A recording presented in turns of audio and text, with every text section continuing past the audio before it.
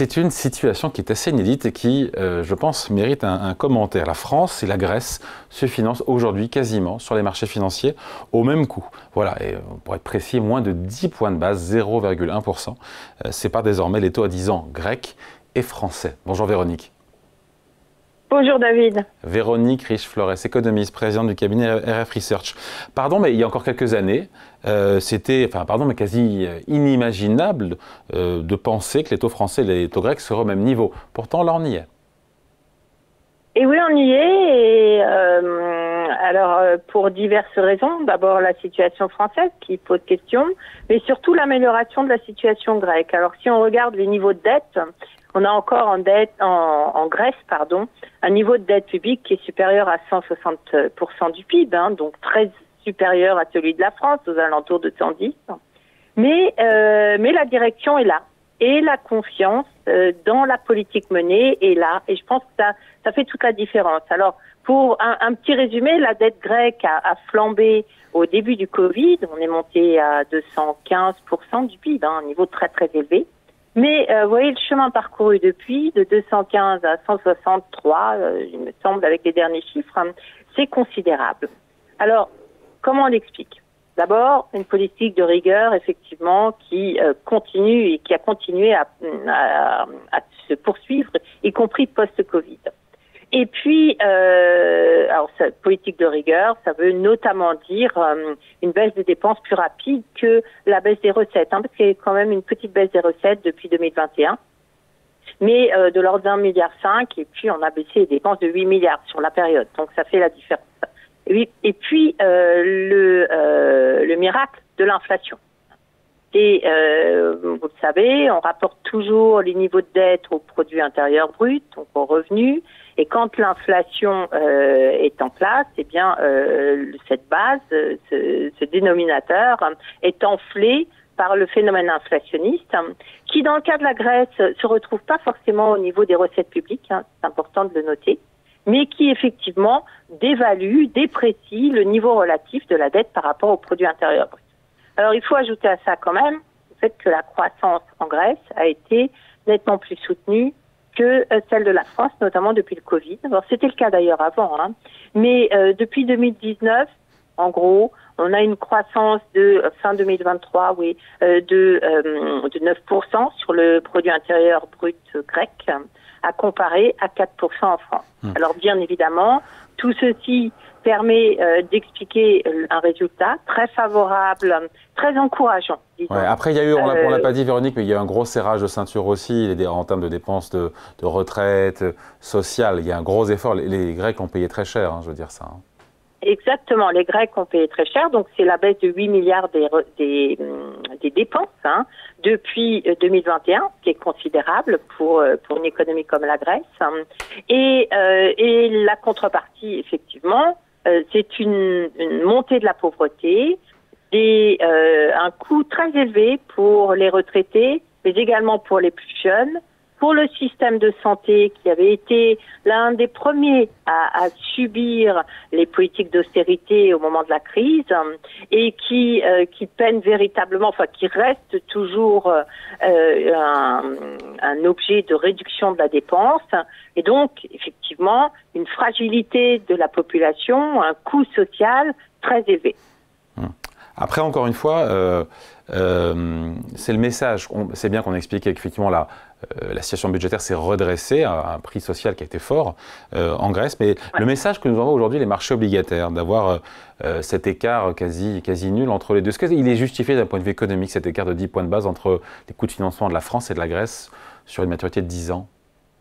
Alors, on peut dire, sur une maturité de 10 ans, il peut se passer beaucoup de choses en Grèce. Le coût social fait qu'il y a forcément un risque politique et qu'à un moment donné, effectivement, cette situation extrême ne soit plus supportée par la population. Donc ça, c'est du côté grec. À contrario, on a quand même une évolution qui est positive en Grèce et qui rassure. Un gouvernement qui semble maintenir le cap au niveau budgétaire, donc pour les créanciers, c'est important. Et à contrario, la situation de la France, elle, déçoit considérablement. La France, qui était une valeur sûre, tant sur le plan de la stabilité politique que sur son modèle démocratique, que sur, malgré tout, ses finances publiques, même si on a toujours eu du mal à se contenir aux 3% de déficit, il y avait quand même cette image d'un pays solide, des notations d'ailleurs, qui restent parmi les meilleures en zone euro et dans le monde, des notations souveraines, qui brutalement ont été mises à mal, d'abord par la dissolution de l'Assemblée et la crise politique qui s'ensuit, les difficultés à trouver un gouvernement suffisamment solide pour mener à bien des politiques, sinon d'austérité, du moins de rigueur, encore que ce qui se profile pour 2025 est plutôt de l'ordre de l'austérité que de la rigueur, et sur fond d'instabilité politique qui fait craindre effectivement non seulement le non-aboutissement de l'exercice budgétaire dont on a vu les développements qui ne sont pas les meilleurs pour rassurer sur la situation politique et sur la crédibilité de cet exercice-là en France, et un risque ou une probabilité assez élevée effectivement qu'on soit amené à de nouvelles échéances électorales dont les résultats sont assez préoccupants, en tout cas autour desquels se posent beaucoup de questions. Parce que la Grèce aujourd'hui... La France paye, alors pour l'instant avec un spread relativement contenu d'ailleurs, on ne dépasse pas les 80 points de base par rapport à l'Allemagne, mais la France paye clairement la perte de confiance des investisseurs, et j'ai envie de dire presque la perte de confiance de ces agents économiques domestiques y compris. Et on voit la situation extrême de défiance. Après la France, pardon Véronique, la France en est aujourd'hui à 3% à 10 ans. Donc effectivement, on a vu qu'on l'a commenté ici, Espagne et Portugal se financent aujourd'hui moins cher à 10 ans que la France. Sur 5 ans, la Grèce s'endette moins cher que la France. Sur 10 ans, on est quasiment au même niveau. On se dit que ça se trouve d'ici quelques semaines ou mois, la Grèce empruntera moins cher. Donc là, on se dit, la France, nouvel homme malade de l'Europe. Et en même temps, on s'endette dans l'absolu, là c'est en relatif, dans l'absolu, on s'endette à 3%. La France. C'est pas dramatique. Tout à fait. Ce qui n'est pas dramatique, qui est peut-être l'équivalent de notre croissance nominale, en tout cas, à peu près, pas très loin.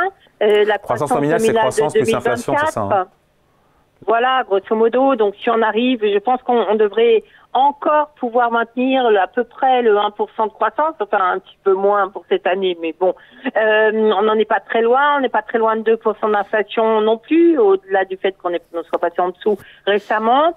Donc on est encore dans le point à peu près d'équilibre. Mais ce qu'on voit bien, ce qui se profile pour 2025, c'est quand même la probabilité importante d'une récession, d'une récession pas en bonne partie du fait du contre-coup des JO, mais de la défiance et des effets de cette politique, de cette crise politique sur la décision des agents. Le FCE nous dit 0,8% de croissance l'année prochaine en incluant le plan Barnier.